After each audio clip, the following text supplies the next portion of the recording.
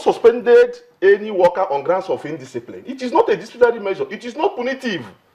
He's talking about this a suspension of. That's what he's saying. Yeah, but that's not the that's that in the rule book. Hold on. You can only be suspended as a disciplinary measure.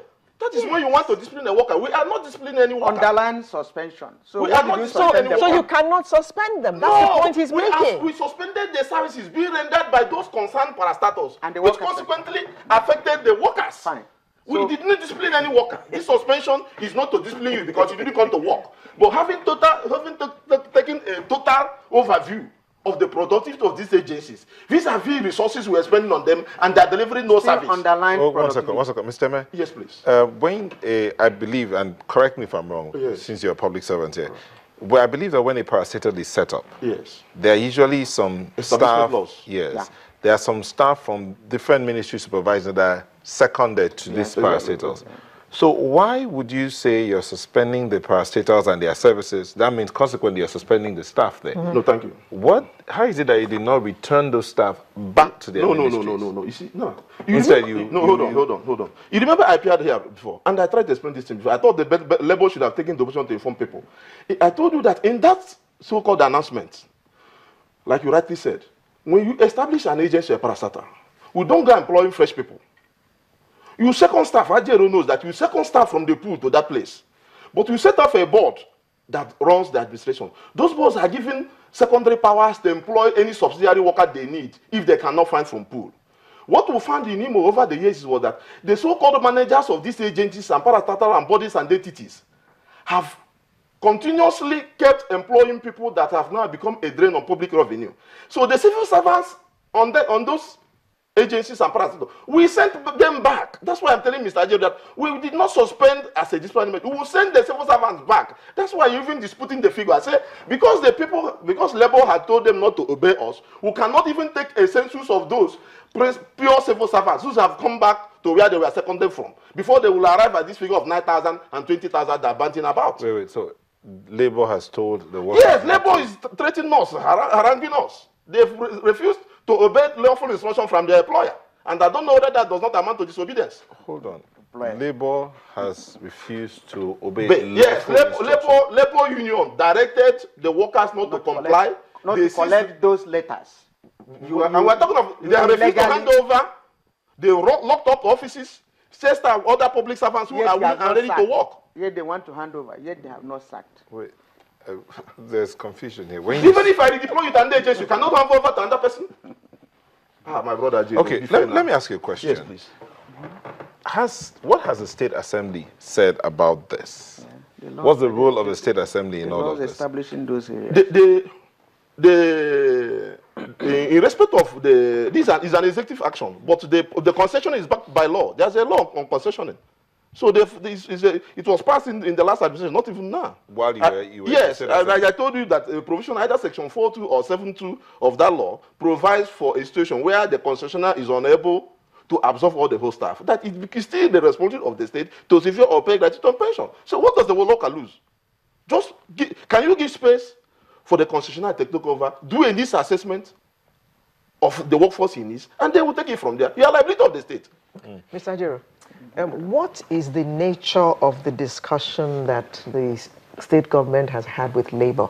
And what was the result of your meeting? What did you agree at the last meeting? Well, they have been meeting with IMO workers, the leadership in IMO State. Okay.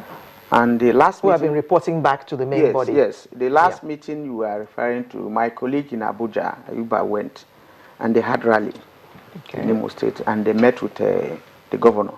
And governor told them that the allegation that workers are to be sacked or suspended, whatever, is malicious. And that is the pigment of the imagination of the workers. And about 48 hours after those guys left Owerri, this announcement came up. So all this argument is putting, we did not suspend, we did not sack, we did this, we did that. Now, even if you are to ask people to go, which we are not, even fight, we have not gone to that level. Okay. Do they go before you decide what to pay them as entitlement? Or do you negotiate? Or when they go and a private person probably that is close to government, or if not the operators of government, takes over that place. Do they meet those people to pay them? Now you start to wonder, you know, the haste. Now I still agree with him that he said these parastatals were not making profit. I want to agree. Who appointed the operators in these parastatals that are not making profit? You know, did you appoint them based on political patronage or maybe family patronage? Now, why is it that they are not making profit? Did they make profit under Hakim? Did they make profit under Udenwa before now? Well, how come it suddenly, 19 parastatals, they are not making profit? They are not productive. Workers are being suspended because of productivity. Yet, it is not a disciplinary measure. And he has said, he kept on saying all these things. And we are saying, let the best things be done. Now, let me tell you the implication, the larger implication. When the concession, they collect money, maybe for 20 years, concessioning agreement. And then you spend that money for maybe the next 4 years. And whosoever is coming as governor will not have any agency to get revenue from until throughout his tenure.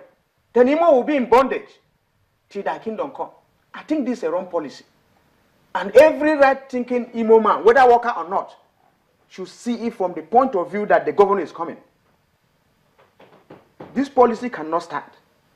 Labour has always opposed, but let me address the issue of profit you are talking about. Concessioning, the basis is not to derive profit.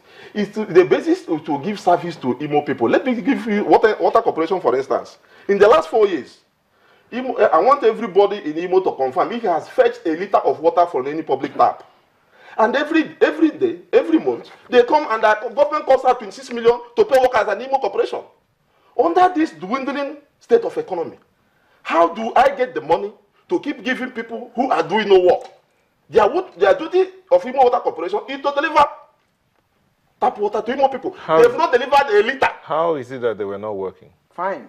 How is it they were working? They don't know what are you asking me when I'm paying them? No, they don't know what to do. Because they have not produced the essence of it I'm paying them. So you're paying them to provide water to the people of Imo. Yes. Who are supposed to be paying for their water, to bring their water rates. So it's supposed to be a revenue generating agency for government. Yeah. So how is it that they were there and they were not working? You should ask Can I talk now? 1 second. And there was a board appointed by government. Yes. So how is it that the board was not sacked? How is it that you want to shut down that parastatal? Over time, he was asking who appointed them. They were appointed by virtue of the fact that they've reached to the level where you have to promote them to management positions. So, was it the government that appointed the board?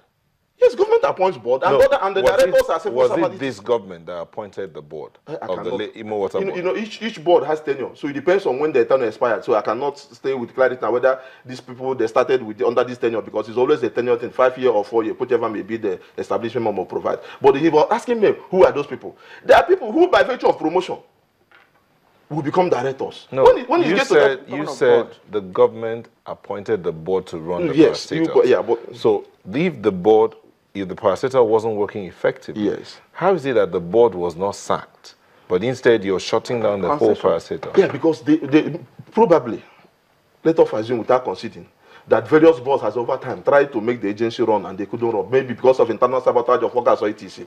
I'm just not holding brief any particular board, but probably over time, because if you change board, they still didn't deliver. You change another board. You know the problem is not systemic. Okay, all right. Well, we'll continue. Come back to you, but let's bring in Comrade Emeka Anyanwu, who is a CLO Public Relations Officer in Imo State. Mr. Anyanwu, thank you for joining us. Good morning. Mr. Anyanwu, were you part of the meeting with the governor in Imo State some weeks back? Yes, it's quite unfortunate that we are all part of the meeting with the governor, and he reassured us while we were there, and he asked the Labour chairman to go to bed and sleep with his 2 eyes closed. What was the assurance the governor gave?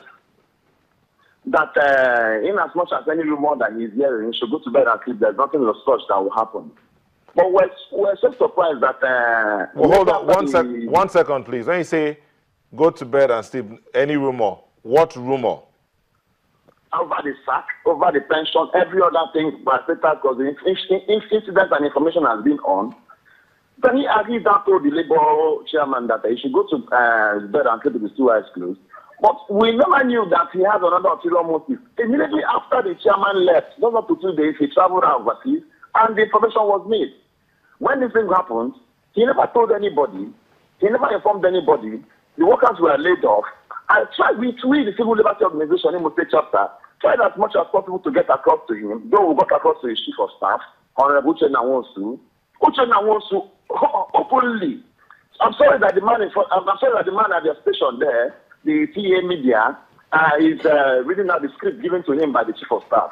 It's quite unfortunate. Before now, the chief of staff told us point blank that nobody, let me repeat what he quote. I quote him, he said, nobody will put money in business that will not be yielding him profit. And I asked him what kind of business will be yielding him profit. He now made mention of Agricultural Development Project, ADP,